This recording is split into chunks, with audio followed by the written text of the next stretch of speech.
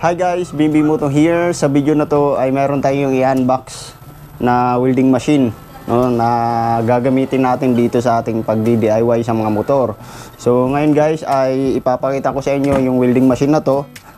Inverter nga pala yung nabili natin. So nabili natin to ng halagang 1K. So ngayon ay i-unbox natin to at titingnan na rin natin kung malakas ba o itatry natin kung malakas ba yung inverter na to. Okay, so tara, simulan na natin.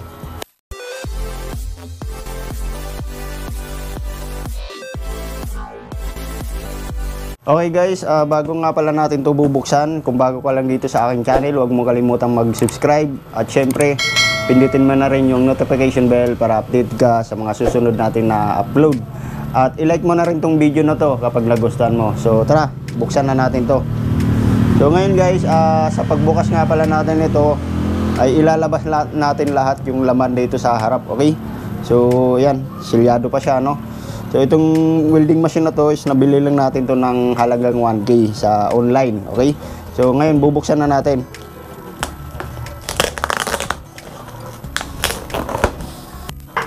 So ayan guys, nabuksan na natin. So itong inverter nga pala to ay 450. Ayan. So 450 yung ano niya, yung parang di ko alam kung pangalan o yung capacity ng voltahe niya. So yun, wala talaga akong alam sa gantong welding machine. So binili ko lang to para may magamit ako dito sa paggawa ng mga motor, yung mga nababali na tornilyo na hindi na mahugot. Ito yung gagamitin natin na welding machine. Okay? So yun, ilalabas ko lang lahat yung laman na ito para makita nyo bago natin siya i-try. So unang bubungad yung gloves. Ayan. So yung gloves pa lang halatang Japex na, no? Manipis. Tapos susunod itong parang brush nya, yung pantiktik sa ano, ano tawag doon, yung pinapantiktik sa mga ano, hindi ko alam tawag doon sa ganun eh. Tapos susunod ay yung kanyang mga wire, no? So ito yung mahawak sa welding rod. May kahabaan din siya. Yan, so mga sandi pa yung haba. Tapos yung kanyang ground o yung negative, medyo maiksi lang. Yan. Tapos yung kanyang shield, ayan, yung pang ano sa mata. Okay, so wala na, mismong welding machine na. Ayan. So yung brand nga pala na nabili natin, ayan, Ferro. So, titignan natin kung malakas to mamaya. Okay. Tapos yung quality control, yung pass, no? Tapos yung manual, alam nyo na pag gantong manual, China. Okay.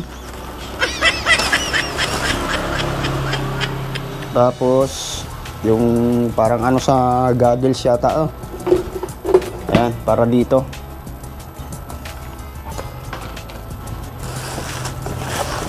Okay, so wala na guys, ah. So yun, ito lang yung laman niya. Ayan. May kaliitan lang siya, no? Tsaka magaan. Tapos yung wire niya ay yung mismong saksakan. Yan, bilog lang. Tapos nandito yung switch. Tapos dito naman yung mga titimplahin kung gaano kalakas yung current ng kuryente na susunugin. Okay, so bago natin to itatry, so isa-set up muna natin to. Una natin kakabit yung negative. So dito makita nyo negative. Yan. Yung ano niya, hindi siya ano, no, hindi siya thread type. Parang sinusok-sok lang tapos may lock lang siya dito. Yan, tapos yung positive o yung humahawak ng welding rod. So dito naman natin ikakabit sa positive. Yan. Ayan guys. Ayan na siya guys, oh. So pwede na natin to itatry, no?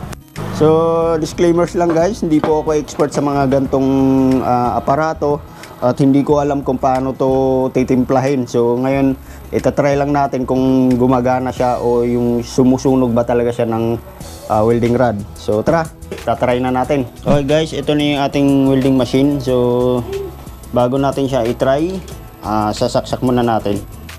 So, yung wire nga pala na ginagamit ko is medyo may kalakihan to, ano.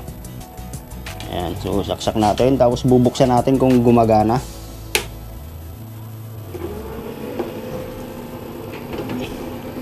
Ayan, so gumana siya.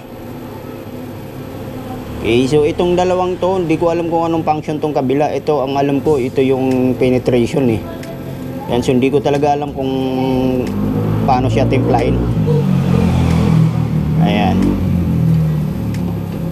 Tapos sa likod, nandito yung blower nya. Ayan, so yung switch. Tapos may mga guide naman siya dito. Hindi ko alam kung paano basahin tong mga to, no? Paano timplahin. Tapos yung dito may warning. Okay, so yun, tatry na natin. So yun guys, ito na yung welding machine natin. So ito yung tubo na sasampulan natin, no? Yan. Bali, gagawin lang natin is welding lang natin dito. Baga sample lang. Tapos una nating ikakabit yung negative. So yung negative niya dito sa ano ng tubo. Ayan. Okay. Tapos yung isa naman, ayan, so ito naman yung magkakabit dun sa ating welding rod. Okay. Yun, so yung welding rod nga pala natin is ang size niya is 60-13. So wala silang 60-11. So yung nagano kasi sa akin is 60-11 yung recommended. So wala silang 60-11. So 60-13 yung gagamitin natin ngayon. Okay, so kakabit lang natin siya dito. Yan. Pwede rin sa kabila. Ayan. Tapos bubuksan na natin yung switch na nandito sa likod. Ayan. Dito sa harap yung kanyang penetration. Ayan. Subukan natin siya ng 150.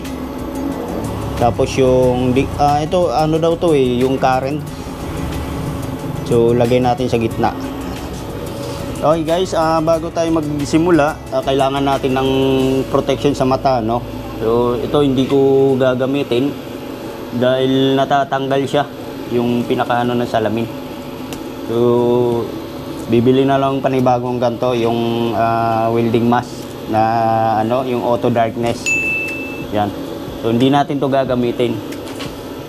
Okay, so nakaset na yung ating welding machine sa 150. So tatry na natin kung gagana siya. So syempre gagamitin natin to para protection na rin. Ayan. Okay, so tatry na natin. So 150. Subukan natin.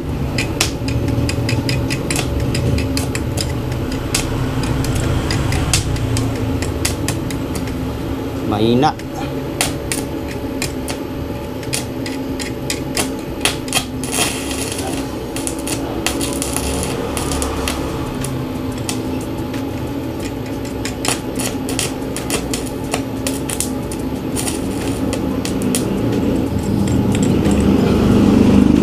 Okay, so mahina yung 150. So taasan natin siya ng konti. Gawin natin siya ng 200.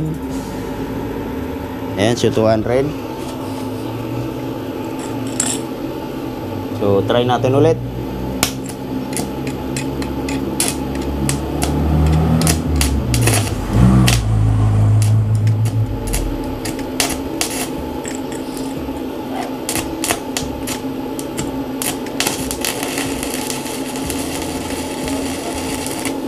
Yun, okay naman yung 200, no? So nakadepende na lang sa bigat ng kamay.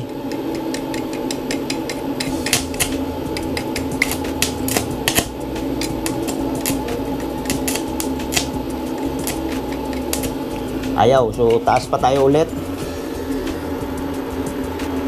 Gawin natin 250. Ayan, so 250.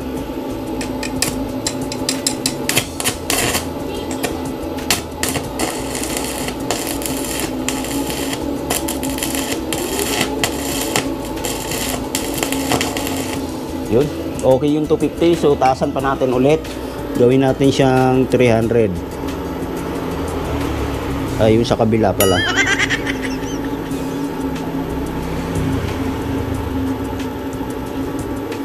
Yan, so 300. Try natin kung malakas na ba.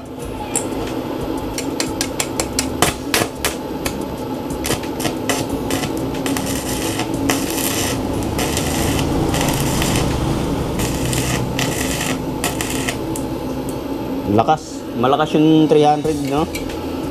So problema lang, masyado siyang lusaw. So try natin, isagad natin. Ayan, so 450. Try natin yung 450.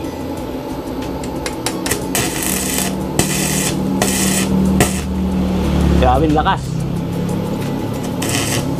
Oh, sunog talaga kagad. So baba tayo ulit. Gawin natin 250. Ayan, 250. So sa 250 siguro okay na ako sa ganito kalakas. Tapos yung current ng gitna. So try natin ulit 250.